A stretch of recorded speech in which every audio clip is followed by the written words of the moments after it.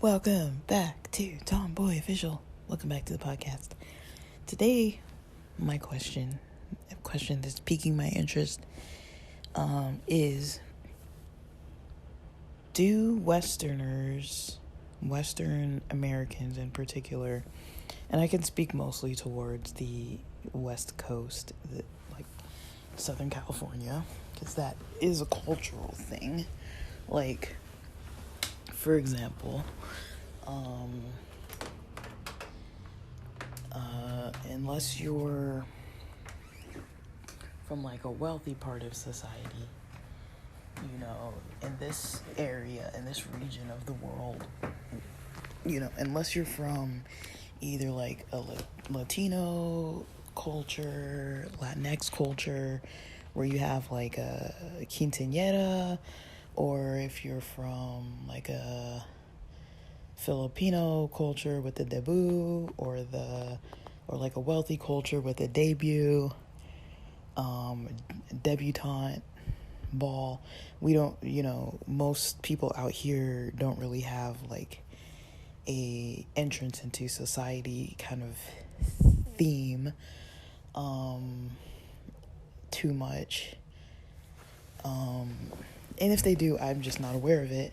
But there's kind of the Sweet 16, but it's not really the same. I feel like those other types are more like a woman's entrance into society, usually surrounding the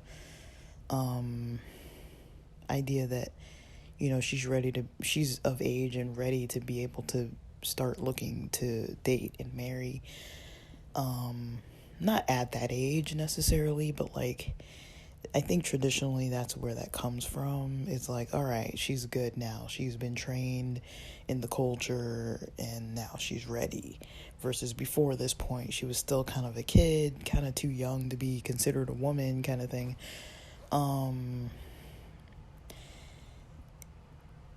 But yeah, I know like on the East Coast and in Southern, you know, in the South, that's kind of more of a thing too.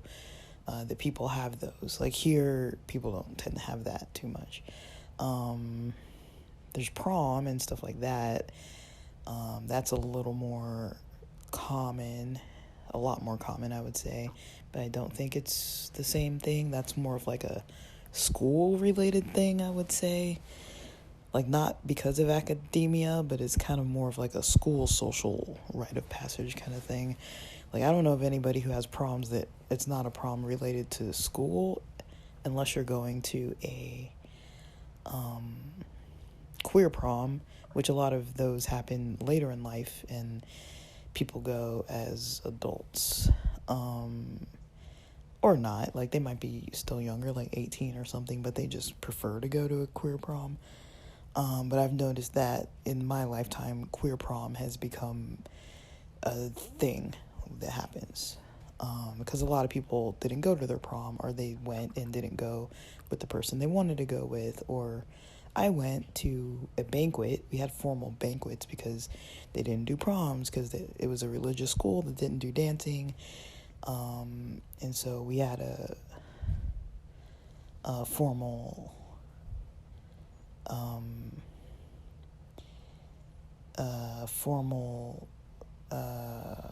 I don't know what you call it, a formal banquet, basically.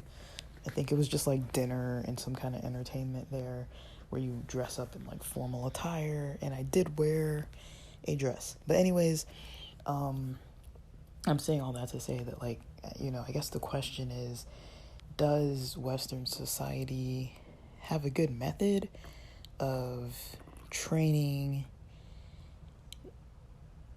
people to become adults and find and establish healthy relationships for their future? Whether that's friendships or partners, some form of partners or marriage. I know everybody kind of does their own kind of thing, so I don't want to be like exclusive to the fact that not everybody's just trying to find one spouse and marry that one person forever. I know that is a lot of people, I'd say the majority of the culture is kind of looking to do that. That tends to be most people's main goal. And there's nothing wrong with it. But I kind of question it sometimes, though, just because the divorce rate is so high. I wonder if it's related to, I've heard this a little bit before, but I've never really studied it. People say that it's not really human nature to want to stay with the same person all forever till death to do them part, because people change over time. And I kind of look at that and I'm like, yeah, I can kind of see where they're coming from with that.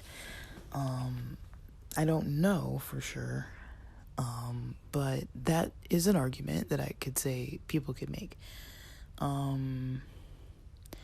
I'm just curious about it, because I feel like, there's a lot of research on relationships, but I know it is hard for a lot of researchers even to think outside of the social norms.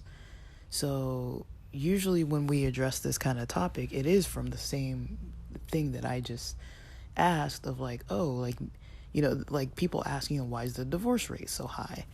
And like, what does marital satisfaction look like? Relationship satisfaction look like? And because I've been watching this or rewatching this Indian Matchmaking series on Netflix, the 2 seasons of it on Netflix, a lot of questions are coming up about relationships and marriage, and especially because I have a lot more time and energy on my hands. I'm actually like questioning a lot more content that I'm consuming, even if it is Netflix. I'm like, I have some ideas about this that I'd like to explore, either with myself or others, or just put ideas out there. I don't really know sometimes. Like, I'm open to opinions. Like, I do have my opinions on stuff, but I'm open to changing my opinions based on what I learn. I'm not, I wouldn't call that being like wishy-washy, but it's kind of sometimes I'm like, well, if there's new information, there's nothing wrong with like changing an idea. But, I'm pretty solid in some things that I think. And then other times I'm like, because, there's usually people believe what they believe for a reason, usually.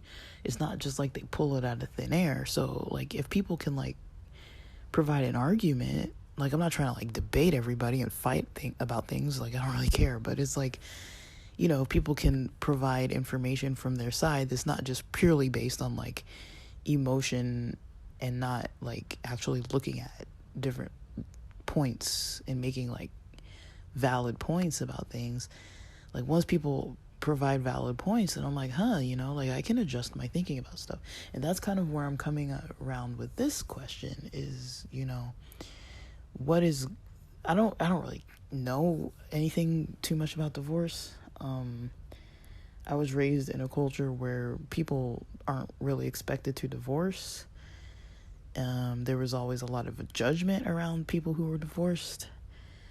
In our household, I remember there were 2 people that I knew growing up. One family, the parents divorced, and I think I heard about it through someone else.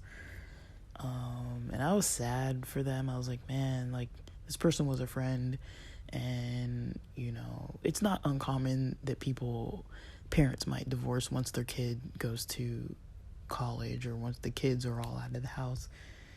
And then another person, I remember my parents bringing up that those people had divorced, and then I myself,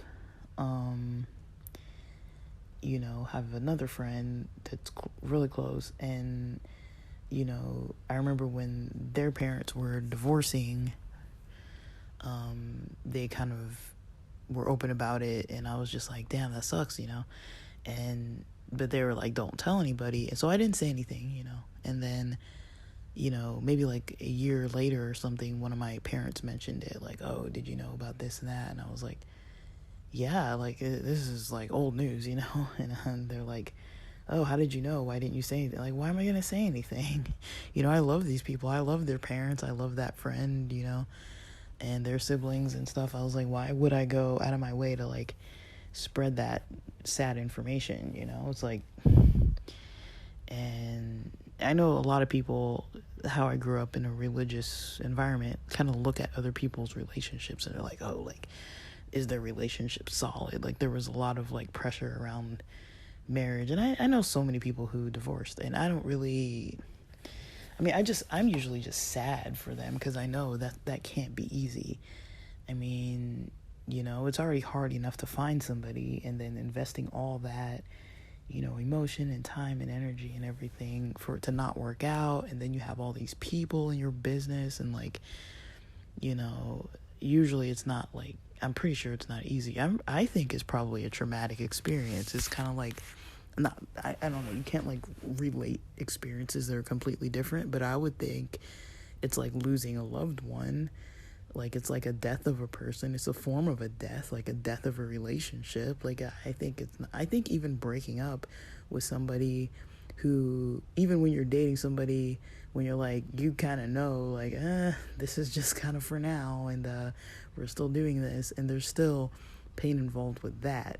And so I can't even imagine, being with somebody. I just can't imagine it. But that's been my experience of how divorce comes up, is just like, people just, in the environment I was in, a lot of times people were more judgmental about it. But it is pretty common. Like I've mentioned before, I don't know that many people who have 2-parent households. And if they're not formally divorced, they're separated. And if they're not formally separated, a lot of people I know, just, they're pretty technically separated, or people that might like have like a relationship dynamic that isn't necessarily like they're getting along in their marriage and working things out in their marriage, like things aren't going well. And so that tends to be more common themes. Even if there's like, if you don't count divorce, there tends to be like a lot of other themes that are still kind of like just a lot of not helpful kind of spouse situations going on that I notice, so I take that and then I compare it to the people who have maybe loving, solid relationships. Not saying that it's always like no arguing, nobody ever fights, nobody ever hurts anybody's feelings, everybody's perfect. When I take dynamics like that, I feel like there's a lot fewer of those that I notice. And again, I'm not trying to be judgmental. I'm just saying I just don't know a lot of them. And I wonder why. I wonder what it is that's contributing. And I do wonder if something that I've noticed in this Indian matchmaking show, there are 2 things, maybe more, but 2 things that I've kind of noticed that, and maybe I'll do like a little series on this topic, because I feel like if I try to unload all of this information in one episode, it's going to get like way too lengthy and too unfocused. But I also feel like divorce is such a controversial topic because most people are taught that you're not supposed to divorce. But I do wonder if marriage, like there are cultures out there where you don't really marry like that. Or that the divorce is a little bit different than it is in this country. So I know there are at least a couple indigenous American tribes that when they divorce, the woman gets everything. If it's a male and a female, the woman gets everything. And so the divorce rates, I think, aren't as, I don't know. I don't remember the numbers, so I don't want to even like guess because I can't remember. But I think there is a difference with the divorce rates, and there's also a difference with the marriage rates, because it's like, you know, if you think about if somebody divorces and then they're going to have, if you're a guy and you're marrying a woman and you're thinking if you divorce, somebody's going to get all your stuff. They get the house, they get the car, they get everything. And you basically have to single move and leave and go your separate way and remake your own life. So it kind of deters people from not being, you know, together. And it kind of would potentially promote people, you know, to want to be faithful or need to be faithful and, you know, I don't know if appease is the right word, but to need to be more connected with their wife so that she wouldn't want a divorce. Because if she wants a divorce, I think she still gets all the stuff. So I don't know. I'm not very well educated on that, but that's something that I learned about probably somewhere near the end of 2022. I learned about that information, and I was like, wow, that's interesting. I mean,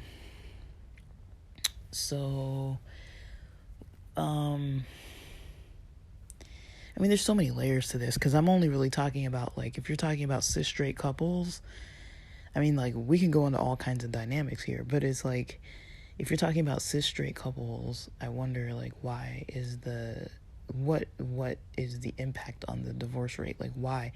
Or what is the impact on even the combination of things? So I want to say, I'm going to put in there divorce, separation, people who are still married, or so I'd say with separation, you can be separated, like formally separated, like legally, or you can be like informally separated. Like you're technically separated, but you're not like legally separated, but you're kind of not really doing a traditional marriage. You're still not in like a traditional marriage. Like you don't live in the same house. You have separate houses. Something like that would be like, you know, not a traditional, like most spouses live together. But why? You know, like there was somebody on Ashley Gavin's podcast that I think she was dating or engaged, and kind of brought up the idea about living in a separate house from their, I don't know if it was her spouse. I think she was a straight female and had a husband and wasn't living with him, but they weren't separated because they were like newlyweds and they had their own houses. And it's like, I know in most cultures people move in together, but I feel like, you know, what would be a problem with having a separate house, you know, if that's what works for you? I mean, there definitely have to be conversation around it, and I'm pretty sure you'd get some probably like weird looks from people in your community.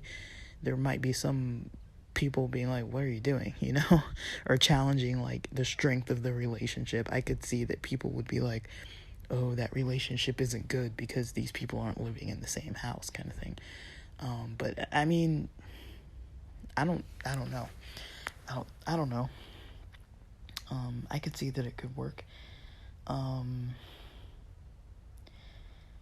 But I do think both people have to want the same things to some extent without a lot of deal breakers there. But I do wonder. I just mostly am wondering, you know, what is it that contributes to somebody leaving,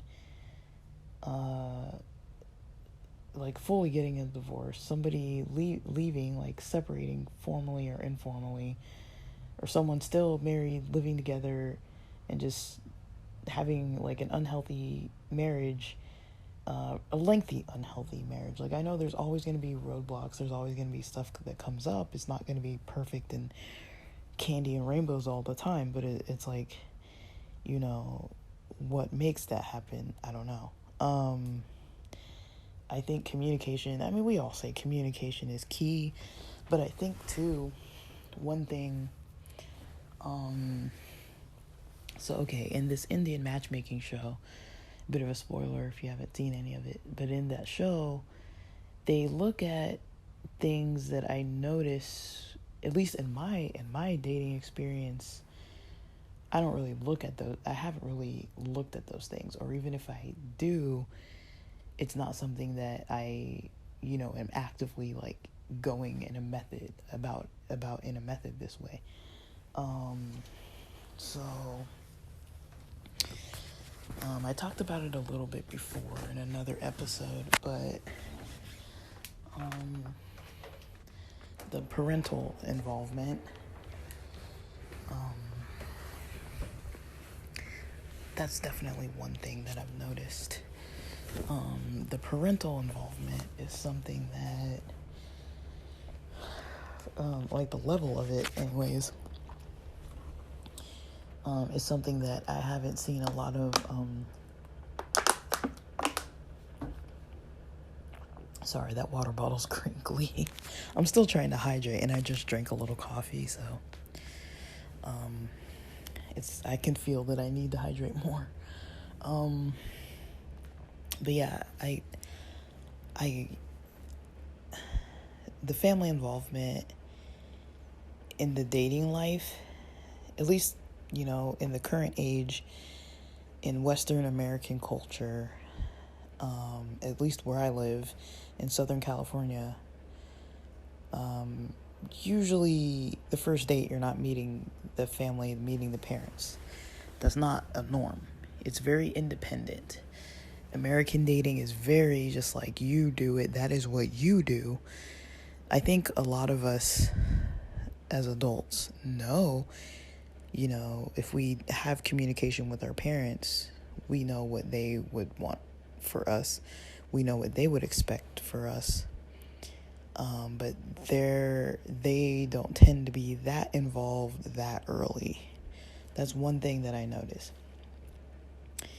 And that's not the only thing I noticed, but going off of that, like to extend that a little bit further out, the dynamics between the adult children and their parents tend to be a little different than maybe some of the Indian, like from Indian families in this show. Like, a lot of them live in Western culture, work, live together, been married 20, 30, 40 years. The parents have been, and they look at, they like basically, I'm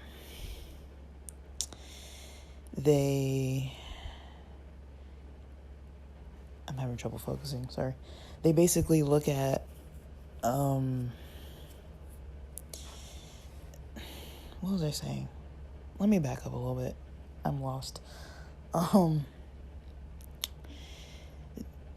So looking at the parents, involvement, usually they're not involved on the first date. And then going further from that, usually the dynamics between the parent and the children, the adult children, are a little, they're just distant on the expectations, I guess you would say. Like, I think there's preferences, but it's like, I think, I could be wrong, but I think in most Western American households, families, an adult child is allowed and able to marry somebody that the parents don't approve of, don't agree with, don't like for some reason or another, or like they're not looking for the same things, and the child is not trying to, like, I gotta look up maybe this word appease, but the child is not trying to collaborate with the parent or the parents or whatever, on the parents and their siblings on this date. At least not at the first date or the very beginning first dates. there's usually not a lot of that. Like, okay, so I'll give an example. So take all that. Let me give a whole example and compare and contrast this kind of example, right? So use a typical American Western person using a dating app compared to, in this Indian matchmaking show, this lady who's a matchmaker. Her name is Seema, and it's her job to gather what's called bio data. She gets information about this person.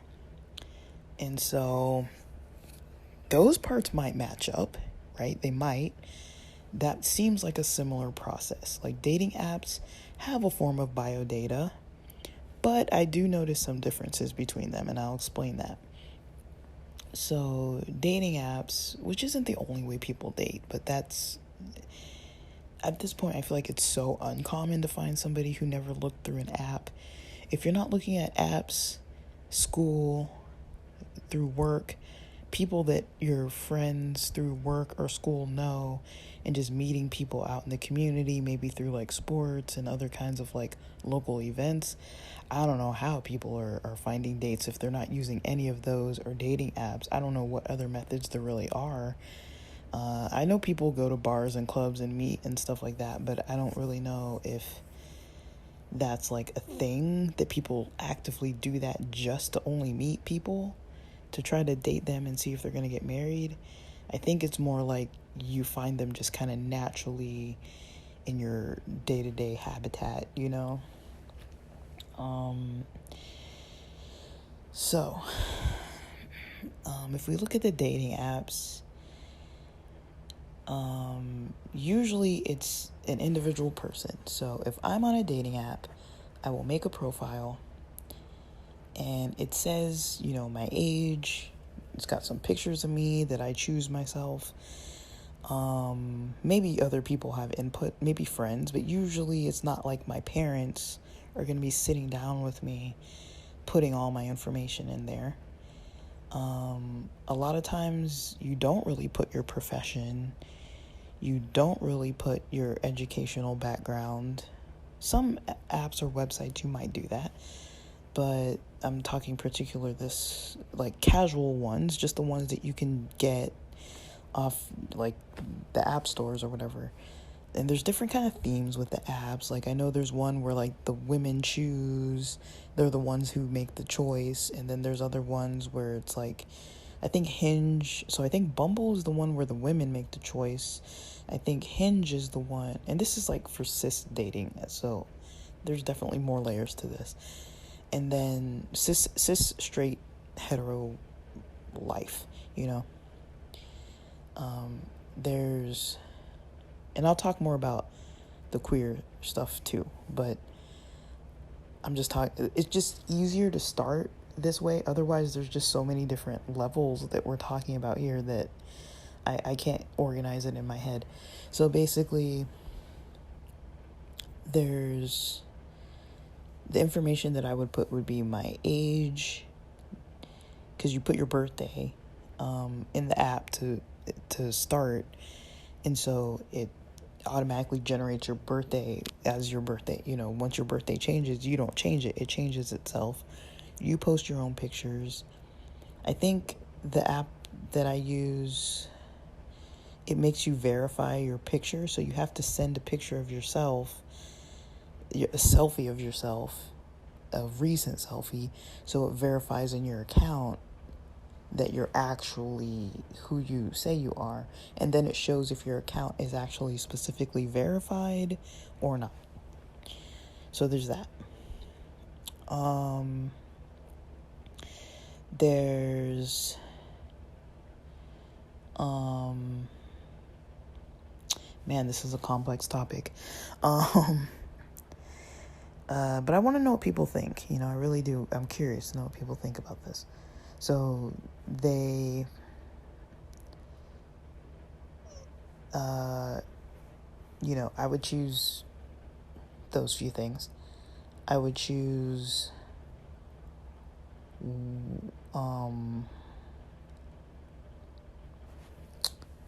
know, yeah, which pictures. I think you can have 6 or 8 pictures or something. I would choose, it's preferred to make sure your account is verified, or else people are going to think you're a bot, or you might get less promotion or whatever. Usually if you purchase the app, the subscription, you're going to get access to more levels, and so you get access to maybe going back to people that you had deleted or swiped left on. You get access to going back through those people versus like a one and done kind of situation. When you swipe left, it's like, whoops, I've swiped left on people that I was like, wait, I didn't mean to swipe left. And then it's like, okay, if I'm in the free version, I can't really do anything about that. It's like, just wait and see if it comes back around again. I think when I first started using this app, there wasn't a lot of pre-filled information that you can click, like these like radio buttons that or whatever that you could like, or pull down menus where you could click categories. So I think you pick your gender, and there's a lot of different gender options. There's a lot of different sexuality options. So I could choose all kinds of stuff. I could choose all types of, sexuality options.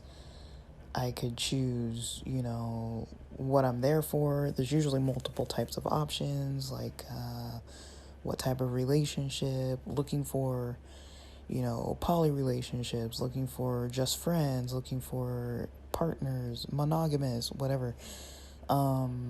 If you like to drink or smoke, and your sign, and do you want kids, pets, no pets, do you smoke, do you drink, and then like, do you want somebody who does those things, and then there's space for you to like fill in some other types of information, like favorite like music, blah blah blah, that kind of stuff, and then you can kind of write about yourself, your personality and whatnot. There's other stuff too, but it's like, that's generally how a profile looks, and you're usually going by the picture. That's the first thing you see is the picture with the age, and I think the gender identity and their sexuality. So say, for example, I could be swiping around and the first person might be a trans male that looks Caucasian in the front profile picture. Maybe their age is 36, and that's basically what you see first. So if you don't like that, you're usually not going to go past that page, but you can swipe and go in, or just add them as a friend, or whatever the heck version of whatever you want to do. You can do all those things. But that's what you can do. And then, so comparing that's just an early stage, making a profile. If you see the show, Seema has, I'm going to be drinking water throughout this because I need to hydrate because I'm leaving soon. Seema has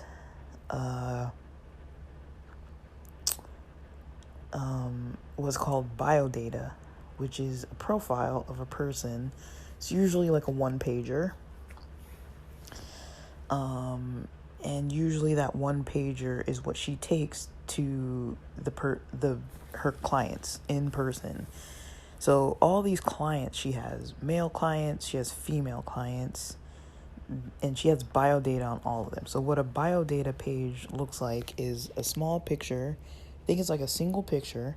You don't get like a whole 6 or 8 pictures. It's a single picture. It's not like pictures with your dog and pictures at the beach and pictures having drinks. It's like one picture of you, almost like a LinkedIn profile type of thing. It's a good representation of how you look. But it's not like at a boozy brunch kind of thing. It's like, it's not professional, but it's like you think people's parents are looking at this too. So the first part of the process is she gathers this biodata, and it shows the one picture. It shows information like the age, height, name for sure, where they're from, languages that they speak, profession, Education, I think it's like education, like major and like education level, like bachelor's, master's, whatever. Religion. I think the dating apps have that too. They have, like, if you have a religion, it has most of the major religions as options, and I think it has height as well. It doesn't really have profession and major and all that kind of stuff.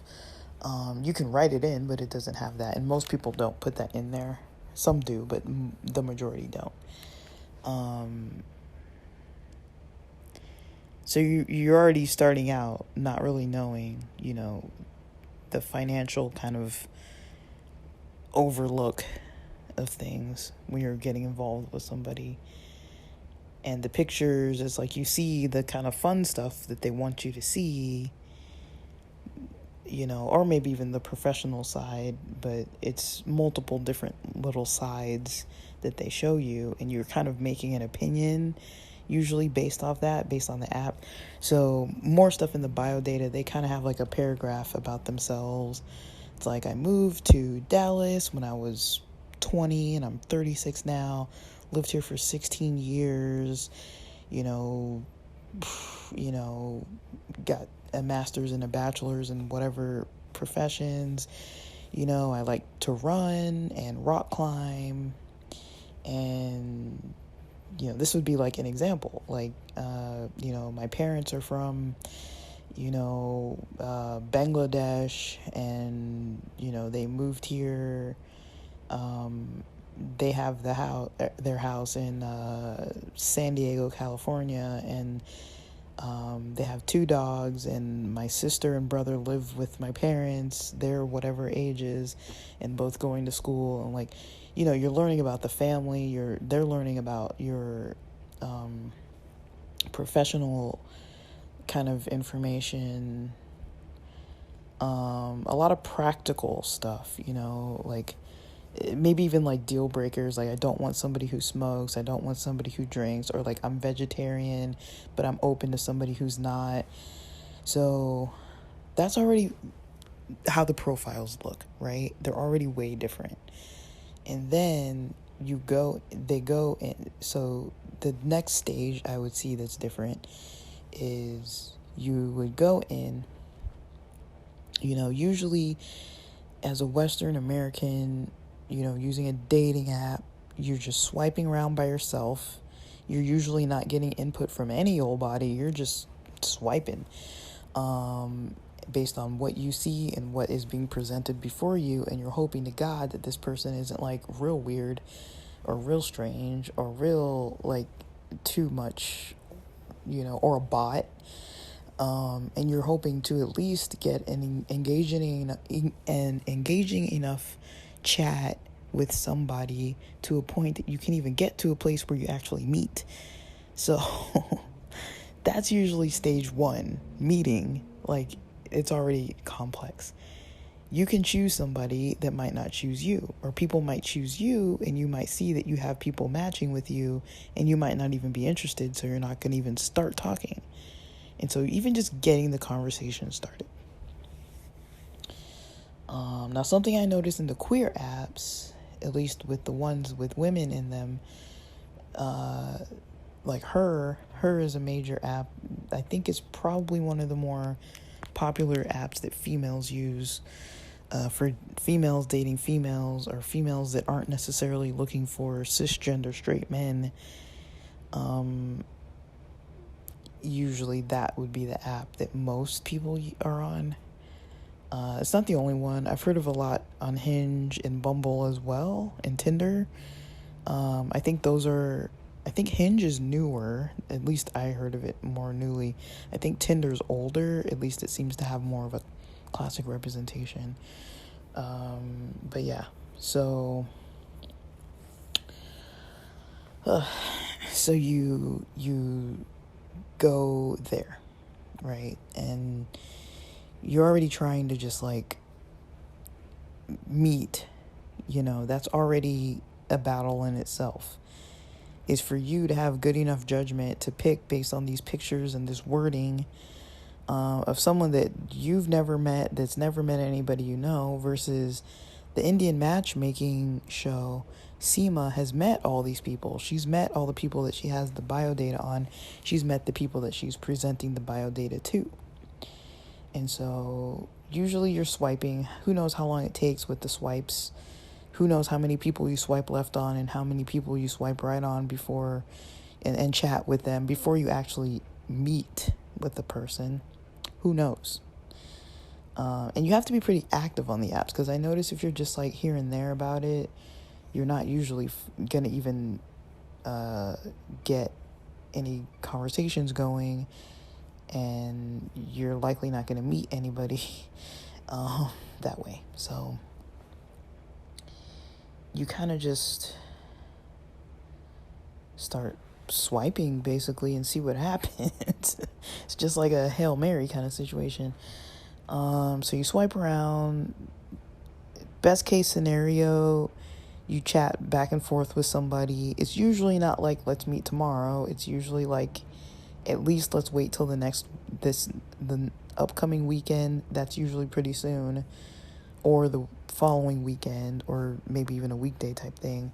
But usually I've noticed, at least from my own experience, you're not even meeting right away. It's like there's at least maybe a week or 2-3 days, maybe minimum 2-3 days that you're chatting with someone. Usually maybe about a week of a little back and forth, trying to like vet this person a little bit through chatting, on text chatting.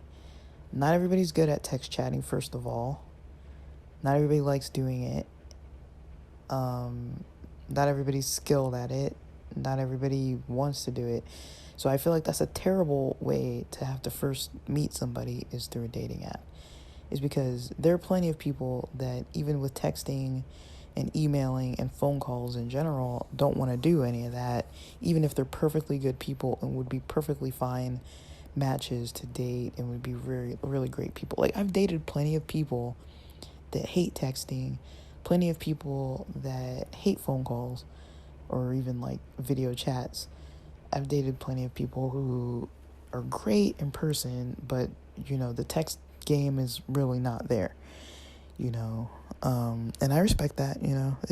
Everyone has their right to their preferences, but some people just aren't into it. So like, how do you even tell if you want to meet with somebody who just doesn't like to text, if that's the way that they're on the app? Because that's an easier way to kind of find people without actually having to go out and go around. If they don't like to text, how are you going to tell if they're going to be okay in person? And so usually, at least for me, if I match with somebody, I don't really boldly ask people this, but I would like to know, okay, what is it that you were seeing why you chose to match? Because we both saw something, right? That would be kind of the first place. Like, in person, I would talk about that. But if we even get to in person, that's kind of the earlier conversation. Like, how's your experience with this app, and why did you choose me, kind of thing, But again, I'm doing this by myself. I'm not like with my parents on the dating app, sitting on my phone or on the computer next to them and swiping left or right based on their input and my input. I don't do this with friends next to me. I don't do this with siblings next to me. I'm solo doing this. Okay, the process with the Indian matchmaker, she has met these people already. And she takes the biodata paperwork to the family. So say, for example, it's a woman looking to meet a man. She already has interviewed this woman. What kind of things are you looking for in a guy? She's looking for 36 to 42 age range. She's looking for Hindu religion. Doesn't have to be Hindu, but understands the religion. Whatever kind of languages that this person speaks, would like to live in this kind of area. So practical things about life, not like, what do I do in my free time? I like to fish at the pier and snowboard and, you know, kind of more practical things that she's focused on. Yeah, there's the hobbies there too, but focused on, okay, this woman wants somebody who's family oriented, like actually wants to spend maybe every other weekend with the parents. I don't know what family oriented it looks like in that culture, but I would say in American culture, Western American culture, most adult children don't spend every other weekend with their parents. That would still be a lot, I think, culturally. And not even in a negative way. I'm just saying, I don't know anybody who spends that much time. Like, most people I know live very far away from their families, from their parents, and see each other maybe during holiday times, if that. And there's nothing wrong with that, but yeah, and their parent involvement is not usually from day one, So usually Seema is sitting with the girl, the woman in this point, and the woman is saying what she wants. And oftentimes, I don't know if it's all the time, but oftentimes this conversation is happening with her parents right there, maybe even a sibling, It's kind of like a basic little interview. So she's meeting this woman. She's asking what she wants, and she's giving a list of things. And she usually says, you're probably going to get 60, maybe 80% of what you want, but you're not going to get all this, She wants a guy that's like 6'1" and, does all these different kinds of hobbies and all this other kind of stuff. And, and then I don't know if she does it the same day or the next meeting, she brings what's called a biodata page. So she brings the biodata information and presents it to this woman as well as her parents and maybe siblings or whoever else is there. Now, sometimes it's not parents. Sometimes it's like aunts and uncles. Sometimes it's siblings and like sister brother-in-laws. Like, sometimes the families can't be available or are in a different country or whatever. But oftentimes the parents are definitely involved. Now, this is definitely a big difference in American culture because we don't tend to have our families involved from the very beginning, even when you start looking and when you start dating. That is probably the biggest difference I'm noticing here. And I'm not saying that their relationships are like better or more quality or whatever, but, they do have the reputation of arranged marriage or a process with a matchmaker involved being more successful for a longer period of time of marriage versus the average American 3-year or so period. Which I don't really know. I mean, I'm not like up to date on all the information, but this is what I'm knowledgeable on, and please correct me if I'm wrong. So yeah, the parents aren't usually that involved. You're doing this solo versus having the family kind of very involved from day one. So let's talk about day one. You finally get a date from swiping around these apps or from going to meetup groups or from playing like flag football or having your workout family or your hiking buddies or whatever it is that you do, and you find somebody that you kind of like and you want to kind of get to know them, and you kind of ask them to come meet you at a place and let's have coffee, let's have dinner one-on-one, or even let's do maybe 2 or 3 of us, let's go out, kind of hang out, because I think if you think in your mind I might like this person. Usually, even if you don't go through a dating app, your parents aren't involved in this, your siblings aren't involved with this. It might be people from your team, people from your friend group, your coworkers, your whatever. And so usually, even if you're interested and you do open up to other people about this, usually it's not your family members that you're I'm on this sports team and I'm gonna invite this person out and then invite that person from your sports team to come over and meet your parents and your siblings before you go out for just even a cup of coffee. Usually that does not happen. Usually you're out, you meet people on your own. This is a very independent process. So maybe the problem is that having an independent process without anybody else involved, people involved with good motives that have a good track record of already being married 25, 35, 45 years. Maybe that's what's going on. Maybe, I don't know. I didn't mean to sound like that tone. Just like, maybe that's what's going on. Like, I know, but maybe that's what's going on, possibly. That maybe our own independent judgment, we don't really see other stuff that other people don't see. So yeah, that's what day one looks like for, the American looking. Usually day one is very independently chosen, for your own strategic method of finding a person. And there's very limited involvement of any other people other than like your social circles, but not your family so much. And you might run it by your social circles, but there's a lot of stuff that they're not going to care about. They're not going to care how tall a person is or how short a person is or what their parents are like.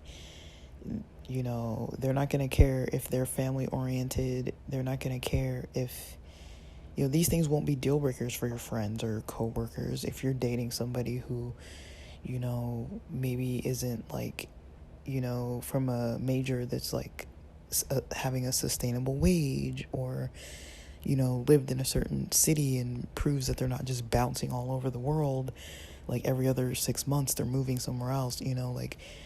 Your friends or your coworkers or whatever probably aren't going to catch certain things that your family members might. I mean, I'm talking about if you have a healthy relationship with your parents and your siblings and you're close to them already and they have your best interest at heart and they're not just being judgmental or jealous or anything like that. So,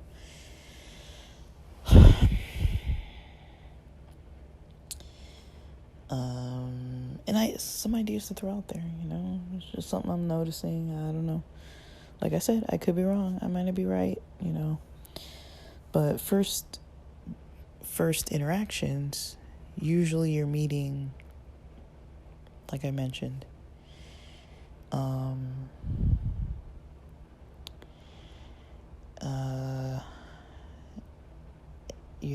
in American culture, that's how you meet people, very independently. In this Indian culture, in this show, people are meeting with a lot of family involvement very early on, and a lot of people can tell in the first date or second date or third date if they're really even interested, versus dating somebody and dragging it on for like a couple months. Usually it's like there's other people, they're following up with you about your dates. Your family members are like, how was the first date?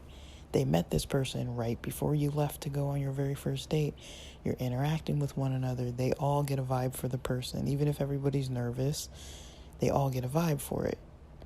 And then this person, goes out on the first date and consults with the parents, the family, as well as Seema, the matchmaker.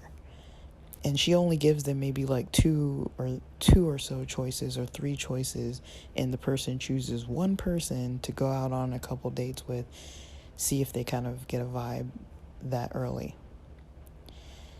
We don't have anything like this in our culture, It's like you're just kind of rogue, like just figure it out independently and hope to God it works, But we don't have anything like that. So, and then you take queer culture and queer situations, and it's like, God,